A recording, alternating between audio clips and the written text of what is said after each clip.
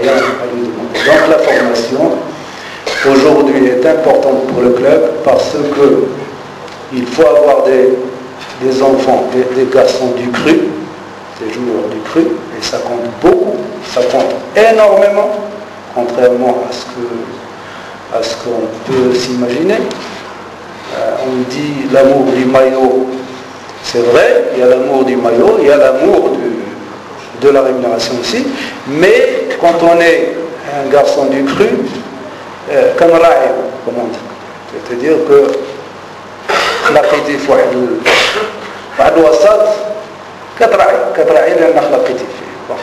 ça c'est un aspect. Le deuxième aspect, c'est que demain, c'est la formation qui va générer des revenus au club. C'est la formation. Il y a bien sûr le sponsoring, etc. Il y a d'autres sources de revenus, mais c'est la formation. La mise à niveau des infrastructures. Et là, la mise à niveau des infrastructures, je vous parle de ma modeste expérience en tant que président du RALAS 3 années et demie. Je ne parle pas de la première période parce que j'ai passé effectivement une période de 92 à 98. Je peux vous dire que l'infrastructure, ça n'a commencé à bouger qu'il y a à peu près 6 mois. Sinon, auparavant, vous alliez discuter avec, et là je le dis franchement, hein, je ne m'en cache pas, vous alliez discuter avec des responsables, des présidents de communes, etc., qui ont des terrains fermés carrément, où l'herbe a poussé à des hauteurs. Vous discutez, le gars, il discute avec vous comme si vous veniez de la Lune. Alors qu'il y a il a toute une population dans sa commune qui ont besoin de ce terrain.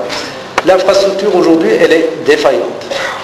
Le peu que nous avons est vétuste.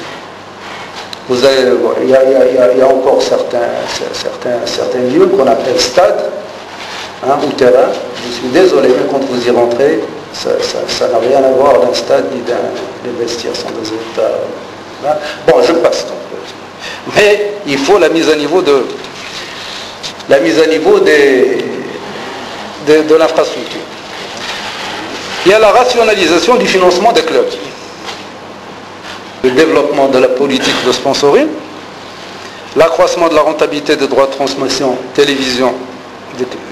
télévisés des compétitions, l'augmentation des subventions de l'État, la participation du secteur privé et des collectivités locales. Alors, pour le premier point, le développement du sponsoring,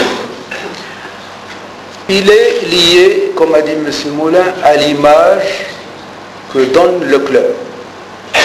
Quand vous discutez avec un sponsor ne vient vers vous que si vous pouvez être pour lui un vecteur porteur de son image et rentable pour lui. Personne ne fait de bénévolat dans ce domaine. Un sponsor n'est pas un parrain.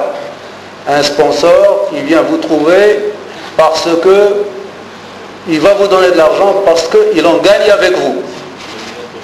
Alors, pour avoir de bons sponsors, il faut avoir une bonne image.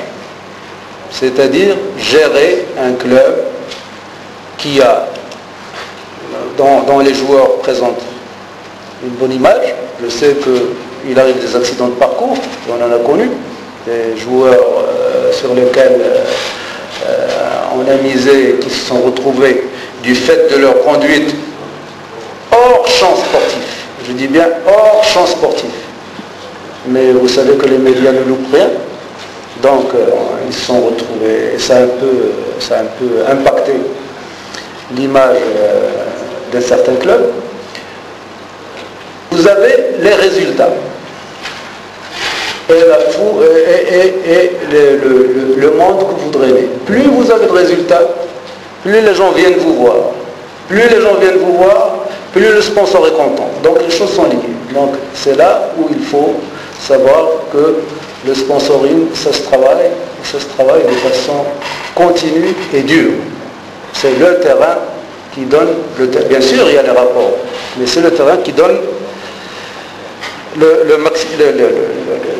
qui vous donne le maximum dans ce qui concerne le sponsoring. L'accroissement de la rentabilité, de la rentabilité des droits de transmission télévisés. Comme vous le savez, ça a toujours été géré directement par la fédération. Les droits de TV sont gérés par la fédération. Les droits de TV, actuellement, il y a eu un appel d'offres qui avait été lancé, il est stoppé, il y a des discussions qui sont en cours, mais les droits de TV devraient normalement augmenter. Elles transiteront toujours par la fédération, mais elles devraient augmenter. L'augmentation de la subvention de l'État. Il faut dire, c'est vrai qu'il y a eu d'abord un contrat cadre qui avait été fait, dont l'échéance était à fin juin 2010. Il y a eu actuellement une convention qui a été signée entre le ministère et la fédération. Donc il y a effectivement un effort qui est fait par l'État pour la subvention. Et puis, alors, maintenant pour les subventions, ça va. Ce qui reste à faire maintenant, c'est à pousser les collectivités locales à s'investir de plus en plus dans le domaine du sport, de l'infrastructure sportive. Et ça, il y a de très bons rapports entre la direction des collectivités locales, la fédération et certains clubs pour faire avancer ce chantier. La participation du secteur privé, hein, ça c'est une question de choix. C'est-à-dire, il y a, si j'ai bien compris, il y aurait une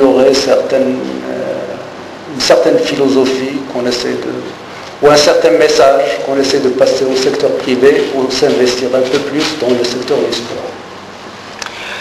Voilà pour les 4 axes de la bonne gouvernance. Voilà donc comment, en principe, j'ai un document ici détaillé, donc je vais apporter quelques petites retouches et je mettrai à la disposition de M. Morab. Je pense que nous avons, enfin, ce qui me concerne, tracé les grandes lignes. Je préfère, comme je vous ai dit tout à l'heure, répondre à des questions que vous vous poserez. Que vous vous posez ou que vous voulez nous poser. Et merci beaucoup. Merci. Merci,